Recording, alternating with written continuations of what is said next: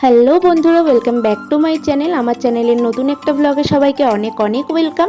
তো আজকে তোমাদের সাথে মামামের জন্য বানানো একটা রেসিপি শেয়ার করব।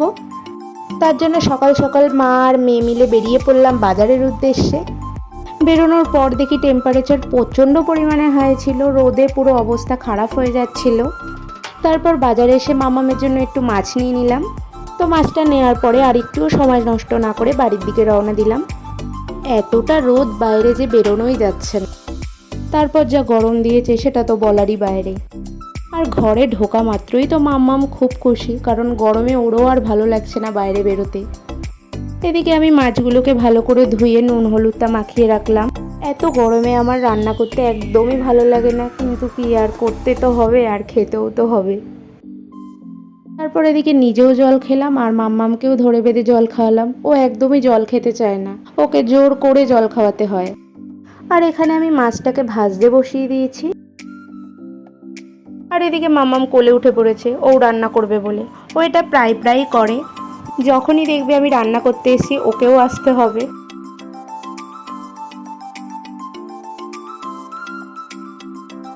তারপর মা আর মেয়ে মিলে গল্প করতে করতে মাছটাও আমার এখানে ভাজা হয়ে গেল। মাছটাকে এবার আমি তুলে নেব। আর এই রান্নার জন্য আমার যা যা সবজি লাগবে সেগুলোকেও আমি এক এক করে কেটে নেব। চেষ্টা করি মামামের প্রতিদিনের খাবারে সবুজ শাকসবজিটাই বেশি রাখার। শুধু বাচ্চাদের জন্য নয়, এটা বড়দের ক্ষেত্রেও। গরমে শাকসবজিটা বেশি খেলে শরীরের পক্ষেই ভালো, তাই সবসময় চেষ্টা করি যাতে ফ্রেশ সবজিটাই ওকে দিতে পারি।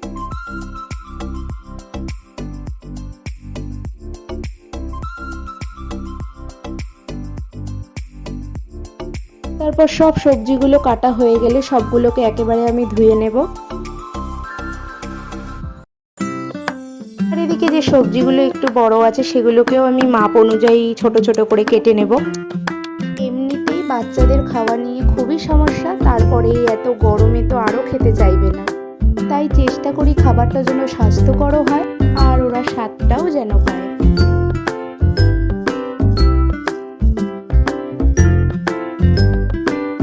আর এদিকে সব সবজিগুলোকে একসাথে কেটে নেওয়ার পরে একটু ধনেপাতা কুচি করে নিলাম আর এইদিকে একটু আদাটাকে গ্রেট করে নিয়ে নিলাম, সাথে অল্প টমেটোও নিয়ে নিলাম।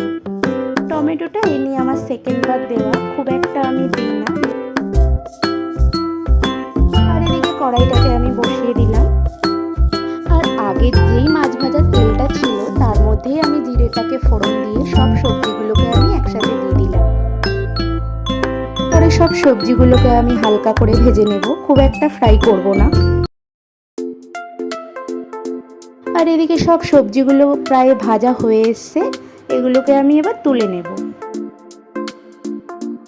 তারপর ওই তেলের মধ্যেই কুচনো টমেটোগুলোকে আমি দিয়ে দেব। টমেটোটা একটু ভাজা ভাজা হয়ে আসলে গ্রেট করা আদাটাকেও আমি ওর মধ্যে দিয়ে দেব। তারপর একে একে লবণ আর হলুদও দিয়ে দেব। আর ভেজে রাখা সবজিগুলোকে ওর মধ্যে দিয়ে ভালো করে নাড়িয়ে চাড়িয়ে নেব। সামান্য একটু জিরের গুঁড়োও দেবো, ওটা আমি পরে দিয়েছি, তোমরা চাইলে আগেও দিতে পারো। তারপরে পরিমাণ মতন আমি ওর মধ্যে জলটা দিয়ে দেব। আর এদিকে আমি মাছগুলোকে কাটা বেছে রেখেছি সেগুলোকেই আমি দিয়ে দিলাম। তারপরে প্রেসারে দুটো সিটি দিলেই রেডি। তো তোমরাও তোমাদের বাচ্চাদেরকে এভাবে বানিয়ে খাও, খুব ভালো রেসপন্স পাবে। খুবই স্বাস্থ্যকর আর হেলদি একটা রেসিপি।